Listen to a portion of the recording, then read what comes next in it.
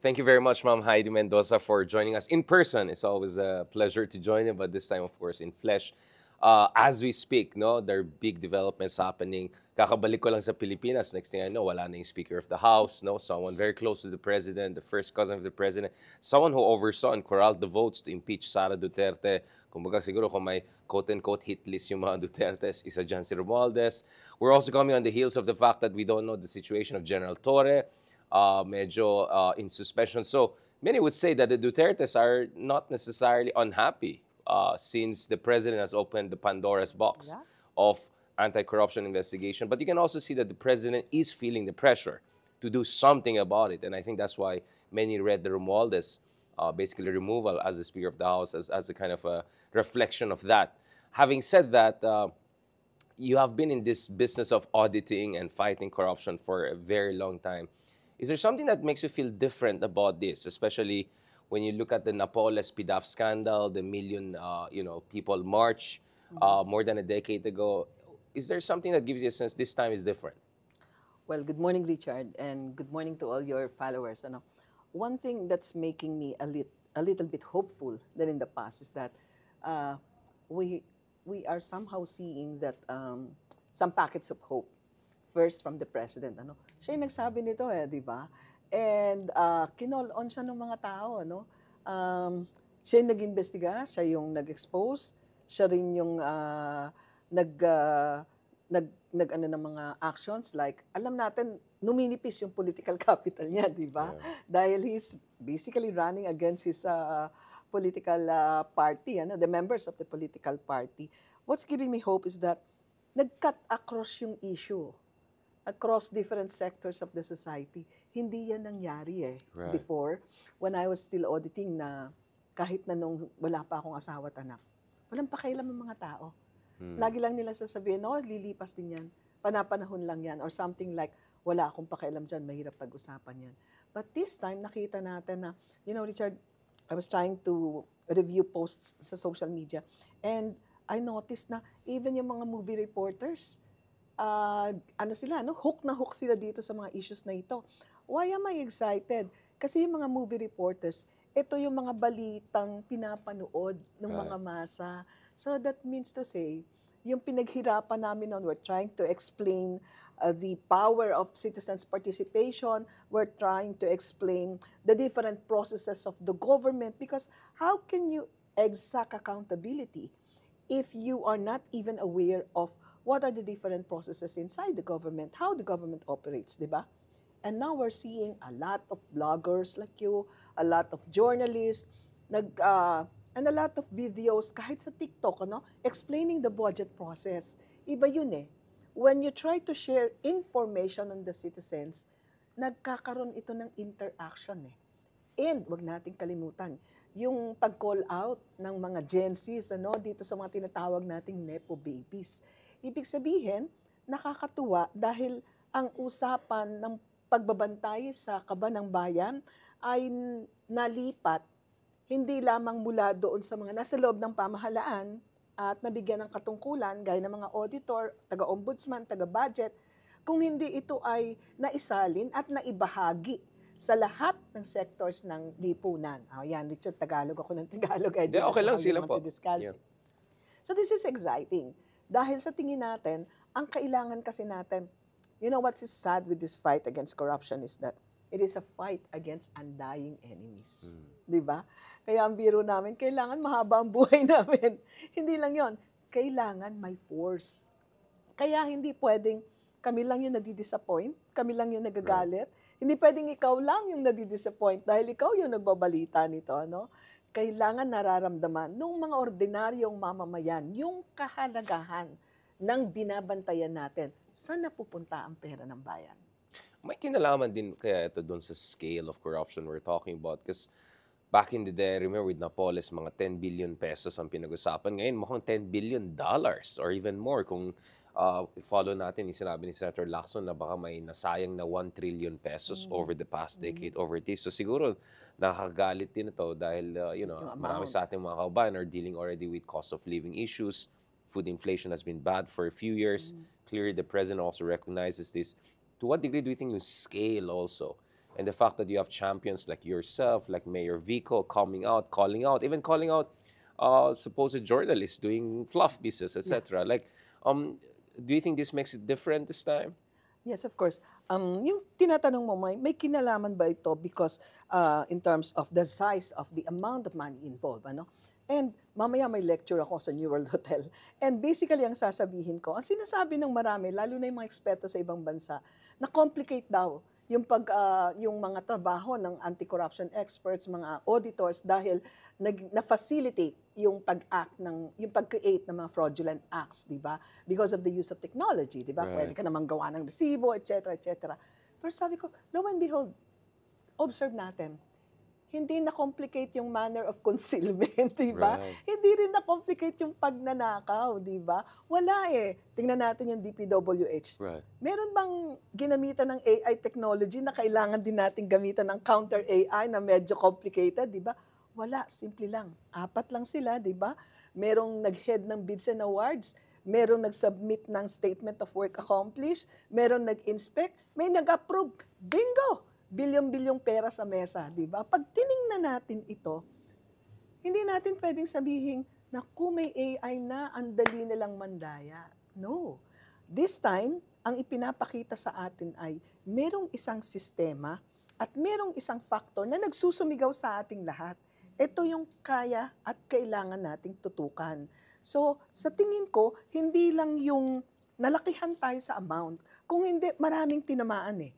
Nabaha ka, may namatay, may nawala ng properties, na-traffic ka.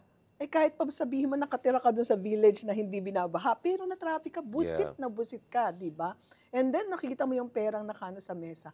And then nakita mo, anong ginagawa ng mga controls? This leads us to yung system na naandun noon, ganun din ngayon. Ang problema, yung mga controls at yung oversight na co-op, hindi sila nag-work, di ba? You have a Bids and Awards Committee. Ano nangyari? Bakit hindi nakitang mukhang hindi ram lang ang lisensya? Supposedly, kita yan eh. Pagdating sa documents na isasubmit together with the bid proposals, di ba? Anong nangyari doon sa tinatawag nating statement of work accomplished? Kailangan pupuntahan yung project Right. di ba? Anong nangyari doon sa nag-approve ng statement of work accomplished? Nakita mo doon parang 2 araw or something, I might be wrong in terms of number of days, 48% accomplished na. Kung ikaw yung nagpo-process ng voucher, Richard, flood control ito. Sa 2 araw, significant na yung accomplishment. Hindi ba ikaw mapapaisip? Right. At Medyo ito pa, nakakagulat siya. ito pa yung nakakagulat doon. Ang sabi ni Bryce, yun daw mga pera iniligay sa kahon na sa opisina. Grabe. Wala man lang bang nag-isip na, ano to? Yeah. Bakit may ganito? O nagtsikahan, di ba? At yung bangko.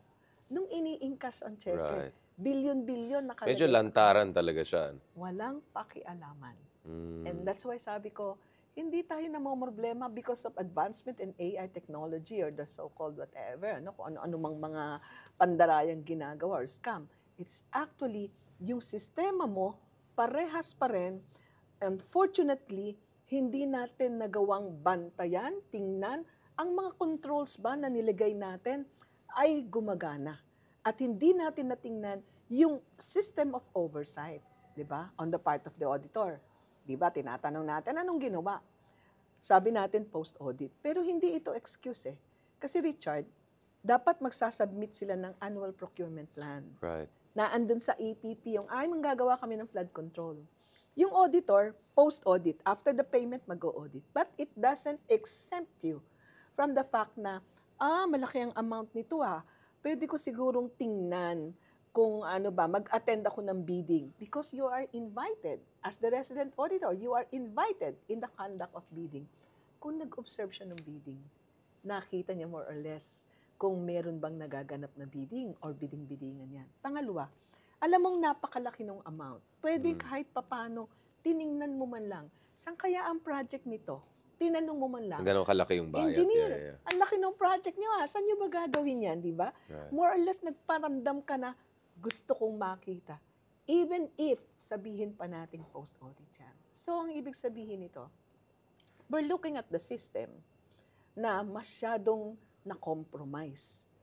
Kaya minsan, Richard, ang hirap isipin na parang lahat ng tao nakatutok sa creation ng ICI. Right. It is as if matatapos ang ating nakawan pagdating sa ICI. Ang tanong ko, a lot of the citizens are asking, nasaan ang COA?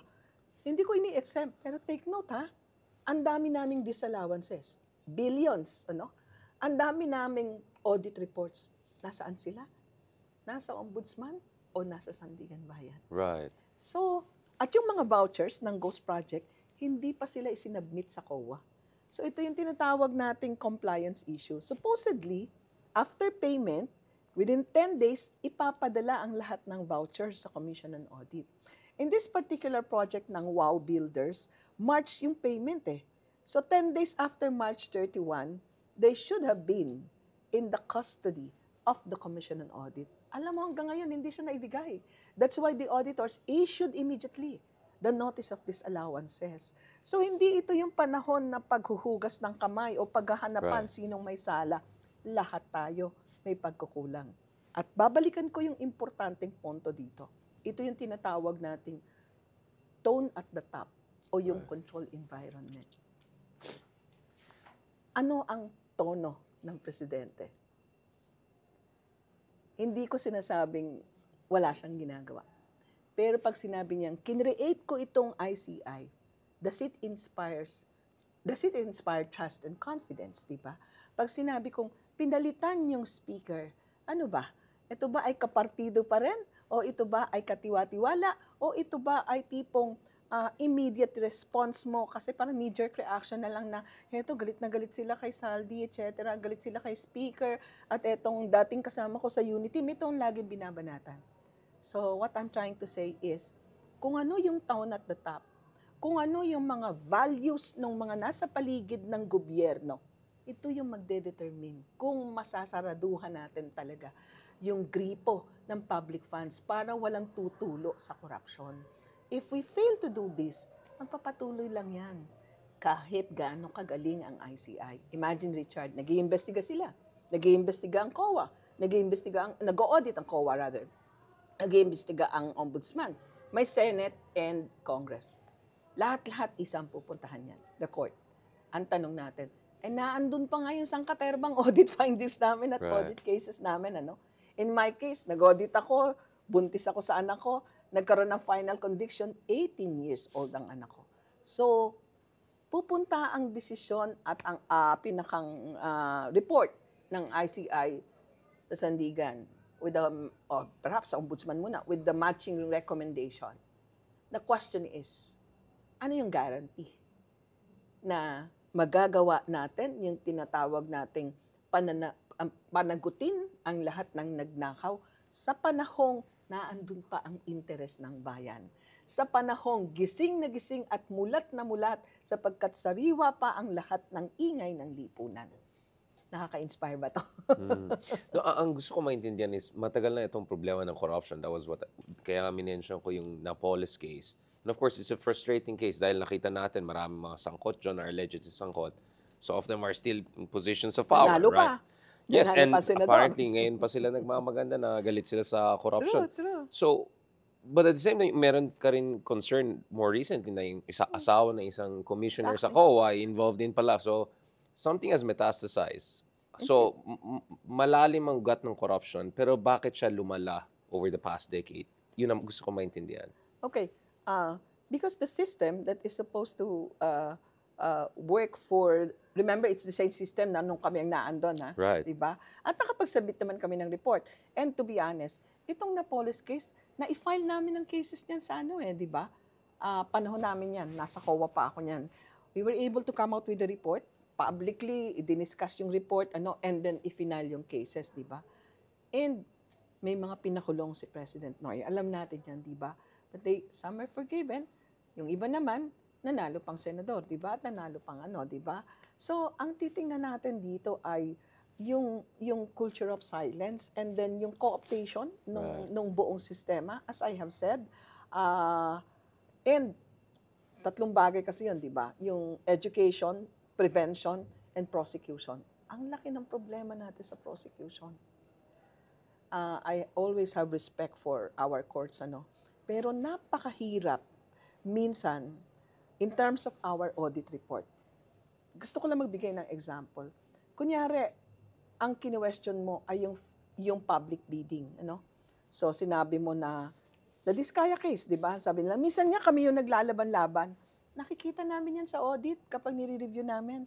Makikita namin, iisa yung kanilang display center, yung pinapasukan ng cheque, iisang account. So, sasabihin namin sa audit report, eto yung mga circumstantial evidence na nagpapakitang mukhang bidding-biddingan lang, di ba? You know, it's very difficult to prove in court. They will always say, para manalo ka dun sa sinasabi mong bidding-biddingan, you have to destroy the faithfulness of public bidding. And how do you do that?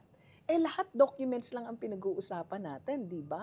Pagdating sa dokumento, wala ka namang masyadong makikita except those that are very glaring, di ba? Second, halimbawa may finding ka on overpricing. Kapag overpricing, sinabi mo, oy, overprice itong, kunyari itong laptop. Pero pag yung laptop na yon at yung overprice na yon ay result ng public bidding at hindi mo na-destroy yung faithfulness in the conduct of bidding, lalabas yun yung pinakamura on the basis of the bidding, di ba? And available. And therefore, laglag yung kaso mo ng overpricing. Isa yan. Pangalawa, sa tagal ng kaso, sa tagal ng panahon bago mapunta sa court, nag-retire na yung auditor. Wala na yung auditor. Minsan ipapatawag ka kahit retired ka. Yan yung story namin, di ba? Ang problema, yung respondent, nakapagtago na, di ba? At hindi naman natin na-freeze on time yung bank accounts. At hindi na forfeit yung mga ano, kasi very delayed ang decisions ng court. Ito yung mga tinatawag nating opportunities that strengthen or creates opportunities for corruption. Di ba? I would rephrase it. Ito yung tinatawag nating vulnerabilities or weaknesses that creates opportunities for corruption. Ang kailangan natin, Richard, is we have to find a way by which may incentive at may reward yung mga nasa loob ng pamahalaan para gawin ng tama. Tanungin kita, ano yung reward at incentive ng mga ka-office mate ni na Bryce sa DPWH para sabihin, uy, mali yan ha, bakit marami tayong pera dito sa ating kwarto, kanino may bibigay yan? Ay bakit ganyan, di ba? Or makita man lang nila na, dalawang araw lang, bakit ganito na? What is the incentive for these people in government to do what is right? Basically, there's none. Second, yung pagiging selfish or hindi naman sana natin sabihin selfish, ito yung kultura ng Pilipino para sa pamilya. Ano sasabihin mo? Ay, bayain na sila, ayoko na ngang magkisali dyan. Kasi malapit na ako mag-retire at kailangan ako ng ayoko naman magulo pa ang aking pamilya. On the other hand, napakataas at napakalaki ng incentive at rewards sa mga gustong magnakaw. Kutsa pare, 4 lang tayo, pero kayang-kaya nating i-perfect yung transaction. Pirmahan mo na. Bukas tayo kukolekta. And then, nung sinasabi nila, gaano kalaki yung i-deliver at one point? 245 million. Tanungin natin, walang pagpapanggap. Sinong hindi mai-incentivize dito? Sinong hindi ma-reward? Kaya nga ang biruan, kung magnanakaw ka, wag konti lang. Damihan mo. May pambayad ka ng abogado, may panggastos ka sa ospital kung ma-ospital ka, at kung mamatay ka, may pang around the world ang family mo. Look at the incentives. And this is basically the answers to your question. Nakikita naman natin yan . And in fact, there are auditors, there are investigators na tapat naman sa ginagawa nila. Pero we're looking at a system that is so cramped, so na parang halos hindi mo mapagana. At yung mga controls embedded in each phase of the system are basically not operating, diba? So, parang hindi ko kayang maging hopeful. Pero, sabi ko nga, sa pamamagitan ng inyong programa, Richard, sa pamamagitan ng maraming mga journalists na nagtutulong-tulong upang maging napaka-vivid nung problema natin at lahat ay makialam.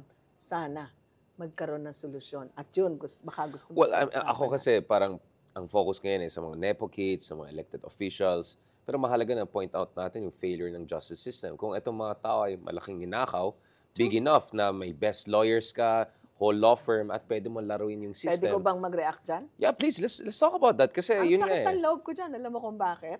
Most of the time, ako yung witness doon, di ba? So, 2 taon ka nang wala sa COA, so re-reviewin mo yung case mo, mag-aaral ka, no? And then pagdating mo sa hearing, yung kalaban mo, 5 ang abogado. Exactly. And they are the best lawyers, as in, That di the ba? money can afford. Oo. Yeah, exactly. Wala akong binibigay na kulay, sinasabi ko lang, they are the best lawyers. 5 pa sila, no? May isang nakabantay sa reaction mo, may isang nakabantay na gustong manggulo sa pagsagot mo, di ba?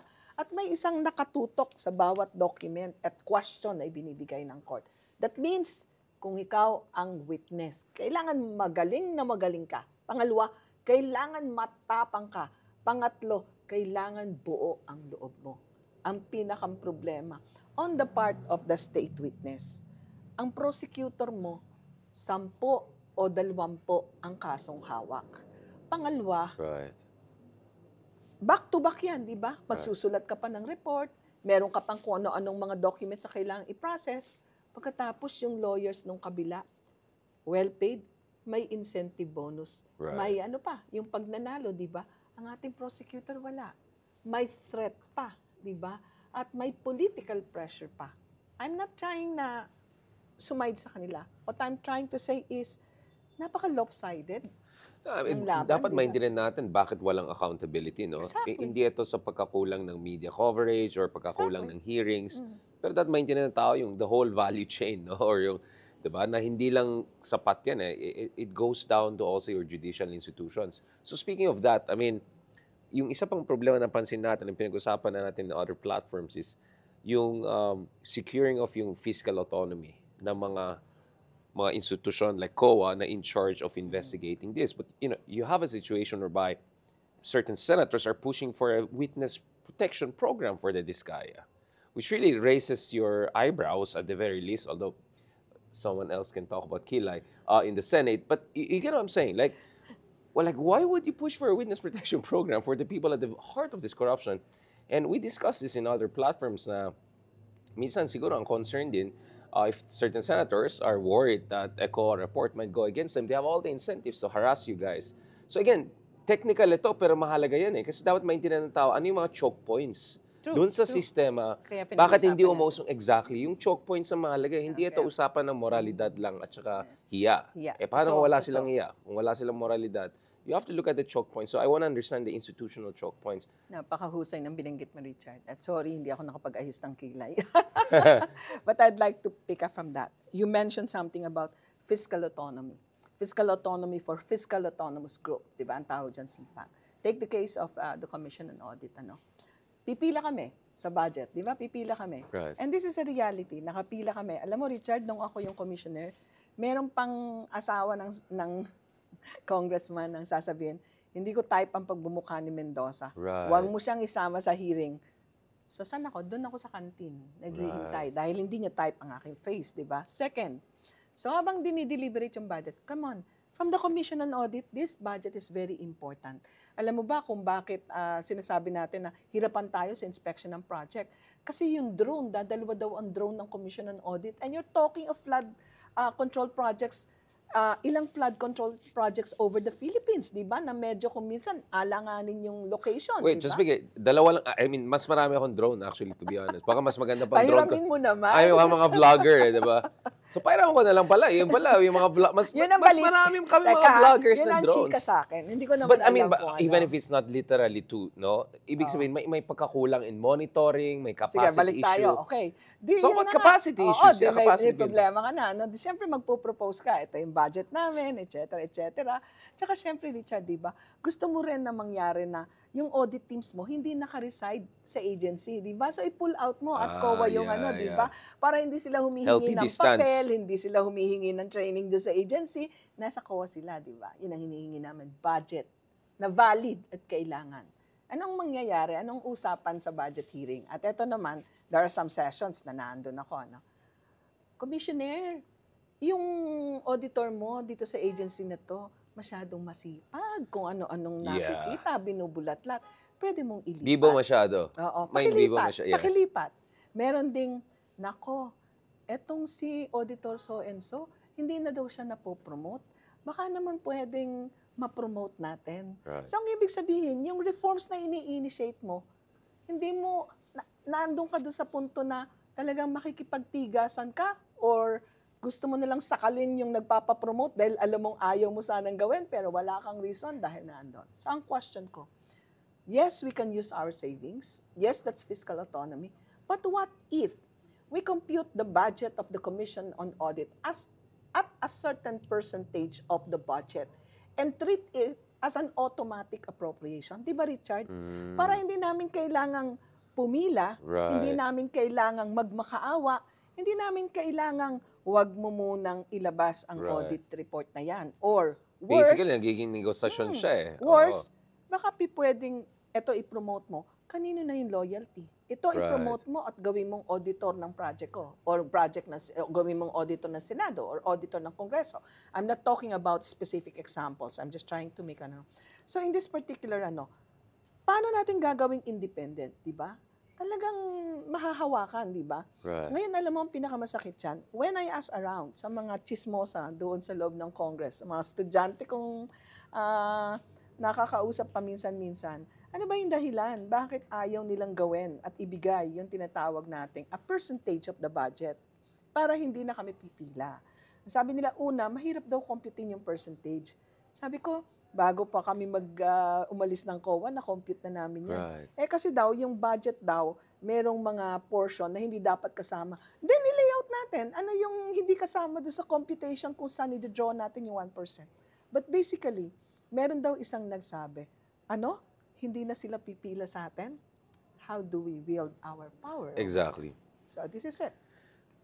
Basically, lang in-explain ko dito, kasi ako, medical course ako nag-start. My dad, the same sister. Ito, ang tingin ko dito is multiple organ failure. Basically, yan ang nangyari, di ba? May multiple organs ka nag-fail. Yung judicial institutions mo, yung internal checks mo, yung fiscal autonomy ng COA mo. So, ang daming ways to manipulate the system to prevent actual accountability. Kaya, obvious yung pag-usapan natin ngayon is what is the next step, di ba? Kasi maganda mag-rally, maganda mag-name and shame ng mga Nepo kids. Okay ako dyan. Pero you want the day after, di ba? After Yes. rage, what's next? Strategy, solutions. Pero yung isa pang gusto kong maintindihan dito is actually, you kind of touch on that is, sa tingin nyo, bakit kaya, why would the Ferdinand Marcos? Because yun yung isa pang medyo na-weirdo ng tao. Wait, Bakit if siya Ferdinand nag-expose? Marcos is pushing for good governance? No, I remember very well yung mga earlier days of Marcos Jr., yung mga Duterte supporters na hindi happy sa mga ginagawa niya. This is before yung explosion ng Uniteam, or implosion rather. Sasabihin nila, si Marcos ay Aquino 2.0 as a pejorative way, right?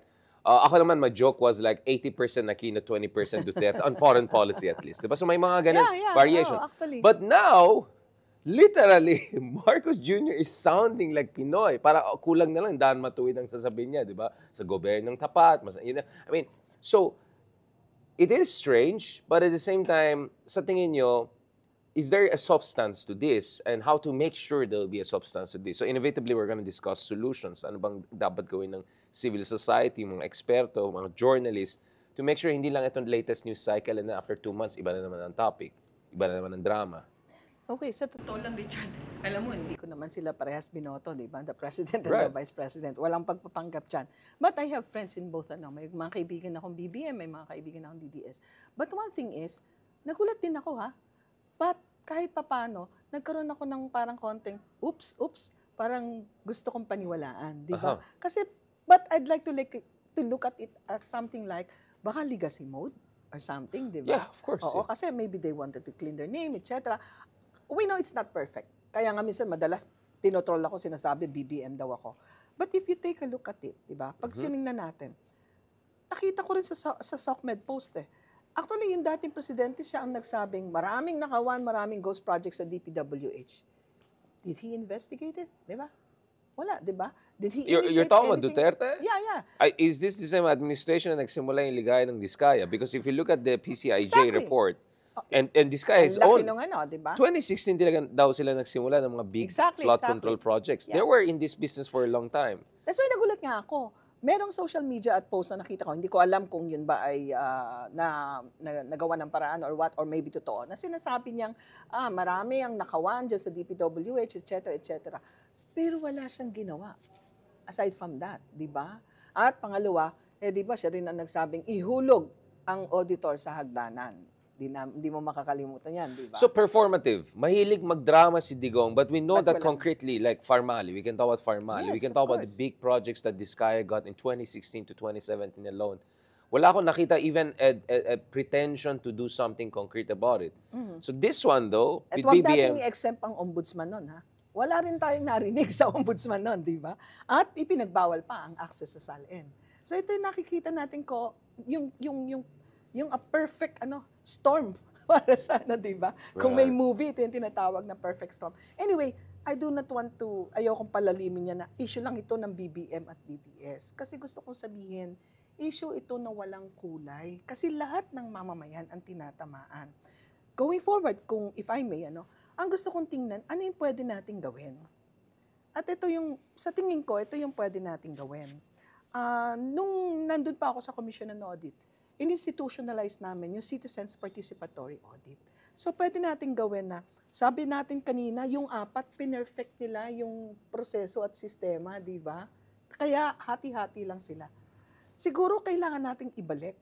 Yung mga church-based organizations, professional organizations, they can go back and sit down as procurement observers. Iba kasi kapag alam nung grupo, oops, Bantay meron sarado. tayong hindi Yeah. kabaro dito or meron tayong hindi kasama Right. dito, di ba? Second, syempre kung ano man yung controls na hindi gumagana pero maayos ang design, mai-improve mo. Pangalawa, I'd like to think of this, no? Ako ayoko nang ibalik ang pre-audit eh. But dito sa nakita natin, hindi lang overpriced, hindi lang substandard. Kung hindi, totally walang napunta sa project.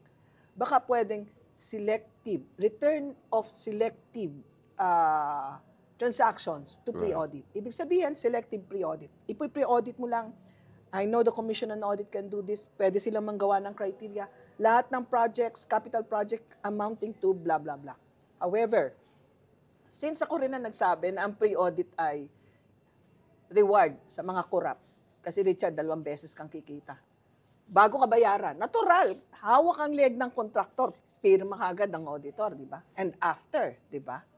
And it's a punishment dun sa masisipag. Kasi talagang tutok na tutok ka dun sa management functions. Minsan, naaagaw mo na rin.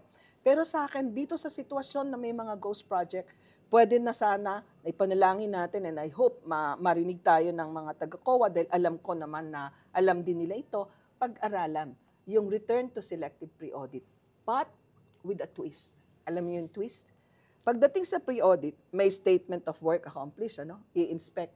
Kailangan sa inspection, may representative ang professional organization. You have a representative from the PICE and you have a representative from PICPA. So, ito, can you spell out those acronyms just for people? Sorry, this is looking like an intern. For the purpose of our audience, Yeah. What are those acronyms? Okay, PICE, Philippine Institute of Civil Engineers, and Okay. PICPA, Philippine Institute of Certified Public Accountant. Right. So, ang ibig sabihin nito, punta tayo sa project, ako yung project engineer, nandito yung representative ng civil engineers. And therefore, they will have to observe and pipirma din sila kung halimbawang sabing, oo nga, 35% accomplished. So, hindi na pwedeng 4 lang ang mag-uusap. Right. At naandun din ng auditor para malaman kung tama ba ang documentation at tama ba yung process at nag-i-exist pa yung project. In this case, dinidiffuse natin yung tinatawag nating yung responsibility, di ba? At piniprevent natin yung possibility ng tinatawag nating connivance. Kaya yun ang nangyari, di ba? Right. Wala nang inspection, pinipirmahan na lang yung statement of work accomplished. So pag tiningnan natin, kung may nakabantay sa bidding, tapos may selective pre-audit, hindi ka pwedeng bayaran hanggat hindi na i-inspect. Hindi na tayo makakakita Pag ng sinasabi ghost niyo project. selective period, randomized ba yan? No. Hindi. Maglalagay ng category. For example, it could be at random, but kailangan i-exclude mo na kaagad yung mga high-value items. Right. Merong sariling systematic process ng sampling ang Commission on Audit. Right, But what we're exactly. saying is, kailangan makapture natin yung pinaka-vulnerable na sampling na transactions, di ba? So You with mean that, vulnerable to corruption? yes. Okay. So for example, may flood control doon sa Bacolod. And we have to say hi to the Bishop of Bacolod. Inorganize na yung mga Right. Yeah, citizens ng Bacolod na sila Right. yung mag-i-inspect, di Opo. ba? So parang ganito, hindi ka naman basta pwedeng mag-inspect ng walang paalam sa gobyerno. But remember, the Commission on Audit has already institutionalized the participation of CSOs in the audit process. And what we're saying basically is, on the critical processes na pumapaloob sa paggastos ng pera, magkakaroon tayo ng citizens participation. So, participatory auditing? So, Yes, yes. So, hindi lang para sa budgeting, now auditing rin. Yeah, Pwede but pa rin this time, yung group ang magbebet. For example, may project ka sa Right. Bacolod, sasabihin, eto yung contractor. And we expect na meron na tayong freedom of information, Right. meron silang website, na andyan yung budget sa website, yung contractor. Sasabihin nung group ng PICE o kaya PICPA, na-mention na natin yung ibig sabihin nila, teka, ito ang contractor. Siguro ito si engineer so-and-so ang pwede nating ibadala. Right. In that case, inaano natin, sila yung magbibet, di ba? So, kailangan nating bantayan yung system. Pero kailangan din siguro natin bantayan na ito yung mga nagbabantay, di ba? I mean, you might need No, also that's why Yeah. it is the representation and commitment of the professional organizations, Right. right? Remember, nag-issue ng statement ang PICPA, Yeah. condemning corruption. So, hindi naman pwedeng statement lang. We want more Right. action, di ba? So, pag nakita natin ito, di ba, ang sasabihin, ay ano naman yun, paano naman yung gastos ko pagpunta doon sa project site? Right. Ito naman ang aking recommendation. Take it as a part of the project cost. Sabihin, di pinalaki mo yung project cost. No. Sabi mo nga, 50% overprice, di ba? Sabi nyo nga, 30% yung naiiwan sa project. Maano yung 10% ilagay mo doon sa cost of oversight? If you can di save ba? a lot from corruption, Oo. right? And then, pwede nating tingnan from the planning pa lang. You have the United Architects Association of the Philippines. Titingnan nila yung estimate, di ba? Titingnan nila yung plan. And maybe they can come up with standard plans. Halimbawa, Richard, di ba yung budget ng flood control, pare-parehas? Tanda mo, kahit saan lugar, pare-parehas? Maybe these different professional organizations can come together and say, okay, when it comes to flood control of this nature, in this location, Pwede comparable we can in have the costs. following prices, or we Yeah. can have the following estimate. Ano naman ang kailangan natin dito? Yung website kung saan imo-monitor natin ang prices ng mga unit items. We used to have that. The Commission on Audit used to have this price monitoring bulletin. If we make it online, gamitin na rin natin ang AI. Oy, Cebu, Zamboanga, Davao, magkano ang presyo ng simento? So if you take a look at the planning and budget linkage, you have the professional organizations developing the standard costing, you have the website carrying the monitoring of the price of the unit items, then you have more or less the cost that should be the guide in the preparation of the bid estimate. And therefore, mapa-plug natin bago pa mag-bidding kung ito ba ay overpriced. And therefore, pagdating sa procurement observation, the representative of the civil society can take hold of, ito ang sinasabi ng mga CSO, ito lang yung estimate, bakit parang medyo mataas? And the representative can also question, ano ang nangyari? Bakit parang nagkaroon ng bulungan dito sa ginawa kong dito sa isinagawang public bidding. Pagdating naman sa execution ng project, kasama sa inspection yung engineer ng PICE, kasama sa inspection yung accountant ng PICPA, I think mahirap magkaroon ng overpricing at ghost project. This seems to be very ideal, pero ang tagal-tagal kong pinag-isipan yan. Right, yun nga, inisip ko, I mean, we're not Norway or New Zealand, pero nag-work ba yung mga ganitong ideas sa mga konteksto ng mga, let's say, defective democracies katulad Well, sa let me atin? point an example. During the Yolanda typhoon in 2013. Tacloban, Yeah. ginamit natin yung citizens participatory audit. Yung mga beneficiaries ng mga house, remember yung mga victims, pinagtayo sila ng bahay, di ba? Yung mga beneficiaries kasama namin. I have pictures in my sila yung nagsusukat, sila yung nag-o-observe ng at maganda yung sinabi nila, ay ma'am, ito po ay bahay namin, bagamat project ng gobyerno, kami po ang titira. To our advantage na ma-determine namin na safe siya, maayos ang design, at tama ang presyo. We need to do that. Right. We have done that. It's only a matter of going back, ayusin natin, at syempre, sabi ko nga, Nag-issue na rin lang po ng statement kasama ang Phoenix, kasama ang Makati Business Club. Dadagdagan ko na yung aking hiling. Baka pwedeng yung mga Makati Business Club, yung Phoenix, you help Yeah. with your Well, the accountants. the Yes. director will be also in this Yes, show, in this with your season. engineer, with your architects, and with your businessman, your procurement officer. Ibigay nyo lang yung mga presyo ng simento, bakal, and then magtayo lang tayo ng website kung saan nandito Right. yung mga presyo. Napakaliking tulong. Ang tanong sa akin, ay bakit ba lagi mo kami isinasamang mga mamamayan? Ay trabaho naman nila yan. Exactly. Nakita natin hindi gumana yung oversight system. Now, kung sasabihin Right. natin bakit kayo isasama, kasi tayo po ang nawawalan. Kaya dapat tayo ang magtulong-tulong. So institutionalized vigilance, participatory auditing. I mean, these are very interesting ideas. Huling-huli, I was wondering, gaano kamahalaga na gawin itong mga issue na to sooner than later dahil nakita natin sa Indonesia, nakita natin more violently in Nepal, itong frustration with corruption is getting out of control. How important is for us to have this kind of constitutional rule of law-based solutions? Dapat urgent, di ba? Dapat nga pwede natin sabihin, it should have started yesterday, di ba? Yun ang mga Yeah. biruan, di ba?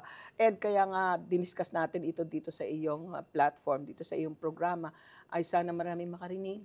Hindi tayo ay nagmamarunong o nagmamagaling, alam nating mas maraming marunong at magaling sa atin, subalit tayo ay sumusubok at kumakatok sa mga isipan, sa mga puso ng lahat na nakikinig. Kasi na-try na namin yan Nagkaroon din kami ng Barangay Health Center, Citizens Participatory Audit. Yung mga nanay, sila Right. nagmo-monitor ng gamot. To their advantage na pakinabang na bantayan yan, di ba? So ang puntos natin ay maaaring hindi ganun kaperpekto, yung tinatawag nating planned execution, pero ang mahalaga at sana mangyari, commitment ng simbahan, commitment ng professional organizations, at yung betting, mahalaga yon, di ba? Right. And commitment ng bawat mamamayan. Kahit man lang po mag-message kayo doon sa isumbong o doon sa kung anumang website na gagawin na wala pong project dito. Magpadala ng picture, sa halip po ng picture ng girlfriend, ng inyong mga asawa, picturean niyo yung mga project ng gobyerno na sa tingin niyo ay depektibo. Ginawa yan minsan, di ba? Right. May kapitbahay ako noon, ang ipinapadala sa akin, ma'am, wala pong heavy equipments na nadating dito at lagi pong walang project engineer. So, nagdo-document, ipinapadala sa amin, ibabato naman namin sa auditor. Ito po yung tinatawag nating citizens participation. We need to do that. Alam ko pong mahirap, alam ko pong nakakapagod. In terms of gastos, ang suggestion ko at ang aking hamon. Ang laki naman ng matitipid pag ginawa ito, di ba? Ano ba naman yung 10% para sa oversight cost, di ba?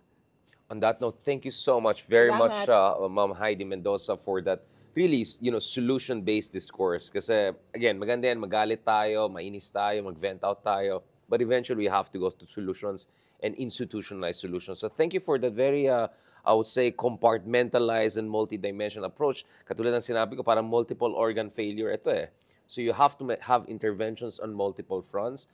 At dahil seryoso yung problema na to before it gets worse or fatal, right? It's important na meron tayong urgent solutions. So thank you so much for that. Believe me, I like those ideas. These are creative ideas. And we have no choice but to embrace as many creative ideas possible as we look into solving the corruption problems. Thank you very much. Catch us again next week here on One News. You can also check out the long conversation on Spotify and YouTube. I'm Richard Hidarian, and that was a view from Manila. We're One News, all sides, all the time.